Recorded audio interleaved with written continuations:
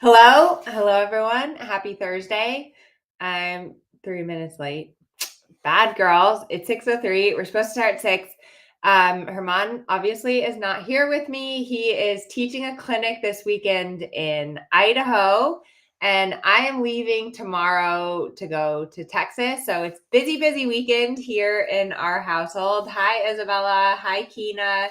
Good to see all of you. So I don't have too many questions. So if you're here live and you have a question, put it in the chat.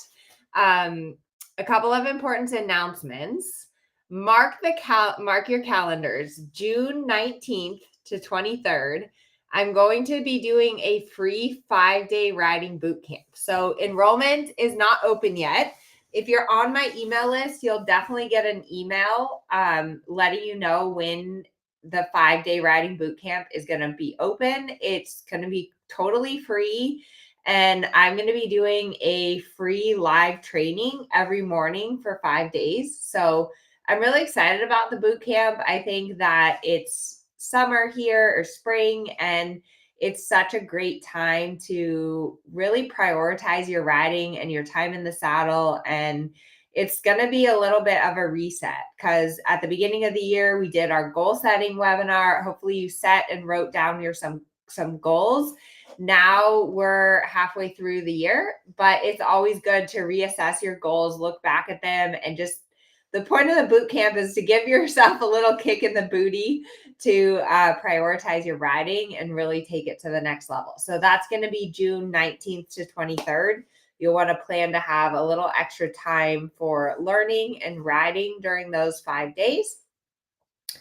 A couple of other announcements. I taught a symposium last weekend in Seattle, which was so much fun. First of all, it was beautiful.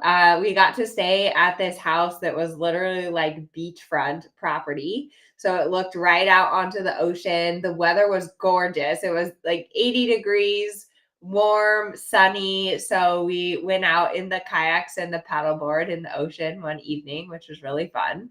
But as far as the symposium, I hope some of you were able to attend. We had about 100 auditors, which was fantastic. Thank you so much to everyone who came and audited.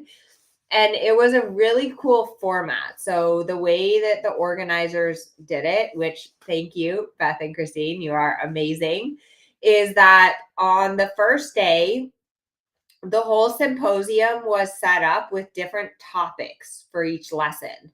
So we did groundwork, we did rider position, we did half halts, we did engagement, we did impulsion, we did lateral work, we did flying changes. That was the first day. And we had 2 horses per session. When I teach these symposiums, it's a little bit more teaching the audience and then answering questions in between every session. So it was really fun to get to hear a lot from the audience and just to feel like I was really teaching the audience, teaching the theory, helping them understand, here's what I'm looking for, here's why I do this exercise. So it's a little bit different than just a one-on-one lesson in the sense that in the symposiums, I'm really trying to educate the audience, and I try to be entertaining. Hopefully I was a little bit entertaining, but like telling stories and just making it accessible for the audience. It was really cool to have different topics. So for example, the rider position topic, I talked about where do you start with focusing on your rider position? And I have a little framework when I work on rider position, which is alignment, then your seat, then your legs, and then your hands. So I talked about that framework and we looked at the rider's alignment. Then we talked about their seat. A lot of times at the symposiums, I'll have the riders do correct and then also incorrect. So follow correctly with your seat. Okay, now lock up on your seat and see the difference in what your horse does. So that was really cool. What other sessions were really cool? We had a flying changes session, which was really cool. The groundwork session, I'm always such a fan of groundwork because groundwork really is the place where you establish the trust and the communication with your horse. And it was fun with a groundwork session because we had a young horse just in a rope halter, and then we had an FEI horse in the bridle. So I got to show, like, here's the groundwork you do with a baby horse. Here's the groundwork that you do with an FEI horse where you're introducing the half steps on an FEI horse. So that was just really, really fun.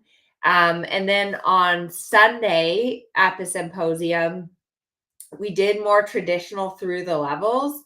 So starting at training level, working up through the FEI and the Grand Prix levels, which is just always cool. It's cool to see the progression of the horses. And like I told the auditors at the symposium, even if you don't show, let me know in the chat if you show, if you want to show, or if you don't show. It's totally fine. I don't care either way. We're all here to learn. But even if you don't show, it's great to look at the tests and to help train your horse based on the way that the tests are designed. Because the tests are really designed to progressively train your horse up the levels. And the people that write and design the tests do it progressively. So they're very smart about how they introduce new movements, how they use the patterns to help set your horse up for success. And so when you start to understand the system and the theory of training and dressage and how it progresses, then it starts to make a lot more sense to you and also to your horses. So that was fun to do through the levels. So let's see. Chris says, I'd like to show. Good for you, Chris. So start looking at some tests, start practicing even just one or two of the movements. Don't have to do the whole thing. Remember to practice your center lines. That's super important. Your center lines and your halts. That's always the first impression. Shauna says she usually competes, but probably not this year. Casey K does schooling shows. Awesome. Yeah. So shows, they're a great way to measure your progress. They're a great way to set goals and a little bit of deadlines, but you don't have to show. The other thing that was really fun at the symposium is on Sunday, we had ride a test. And so we had two riders. One rider did second level and the other rider did the I1. And then Nicole from my team was there and she's a licensed judge. So she judged the test. I read through the test so everyone knew what was happening. And then we worked with the riders to improve their scores. So I thought that was really cool because, yeah, you're training and you're working on everything, but sometimes you do have to just put it all together, ride through the test. It always falls apart a little bit. And then you go back and you improve and you make things better. So that was really fun on Sunday. And then it's been a busy week. So then Monday evening, I had the opportunity to interview Stefan Peters. So if you're in strides or in the sitting trot challenge, you were invited to that interview with Stefan Peters. Stefan is on the short list for the US Olympic team this year. He's done something like 5 Olympics and he has quite a long resume, but Stefan is a rider who I've always really admired because he has such a connection, such a soft connection and lightness with his horses. If you watch him ride, his aids are just so invisible and his horses are all so soft and so supple. So during the interview, I really kind of picked his brain about his training philosophy and the system that he uses with his horses. And one of the questions I asked him is he always talks about simplicity and like keeping things simple, keeping the age simple for your horses, which I think that's really good advice because especially as the movements get more complicated and you start riding like half passes and flying changes, all of a sudden you're putting all these aids on your horse. It's like leg and hand and half halt and this and that. And when you put too much on your horse at the same time, your horse starts to shut down. And so one thing Stefan talked about is doing less, like push your heels down, take your leg off, give the rein, do less and see what happens. And then if it falls apart, make a correction. But you really want to ride your horse with reminding aids, not supporting aids. And that's such good advice. And I've been really thinking about that when I've been riding Kensington this week. Kensington is my I1 horse. And sometimes with Kensington, I start pressuring him too much, like too much leg and hand all the time. So I was thinking about, okay, like in the pirouette canter, can I just push my heels down and relax? Can I give the inside rein? And if he makes a mistake, then I'll fix it, but I'm not going to hold and support him.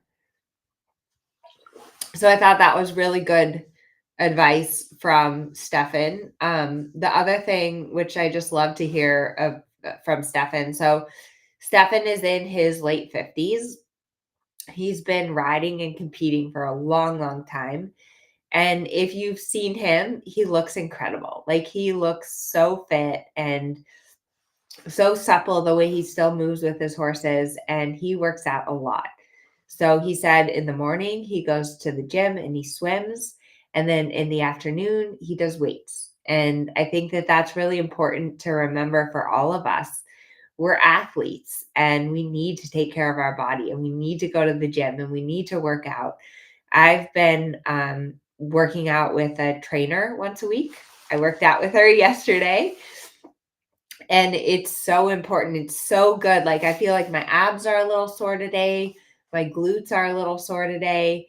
And building muscle, not only will it help your riding, which is also a good incentive, but it's also really important for your overall health and longevity.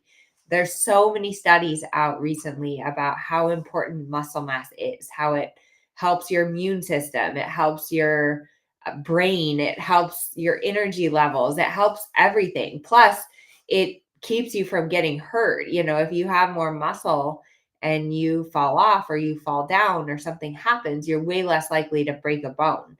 So I'm a huge believer in fitness, in working out, in exercising. I know some of you are in our fitness workout or our fitness workshop that goes along with Sitting Trot Challenge. And again, it's really important that you design your workout routine to improve your riding. One thing I always do when I'm working out is I think about my rider position faults. So for me, I look down, my toes point out. And so I really try to focus on that when I'm working out because it helps me to visualize and to establish that muscle memory for when I'm in the saddle. And I was just so glad to see and hear that Stefan also works out. So there are a few questions here in the chat. Let's see. Ray says, I want to show and I'm confident I can get a respectable score. My trainer still doesn't let me. As a trainer, what do you think her reasoning is? That's a good question, Ray. I am not sure. I haven't seen you ride. I don't know your trainer. You know, I think before I go to the show, I always make sure that I can ride the test at home from beginning to end and feel good about it. And then, I mean, I don't know. If you can ride through the test at home, I would say go for it. I'm going to start coughing. I might not be able to talk.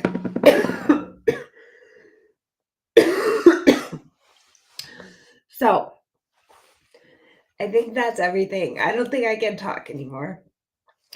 I'm a little bit sick, so I should probably save my voice for this weekend. All right. I hope y'all are having a good day, a good afternoon, and we'll see you next week.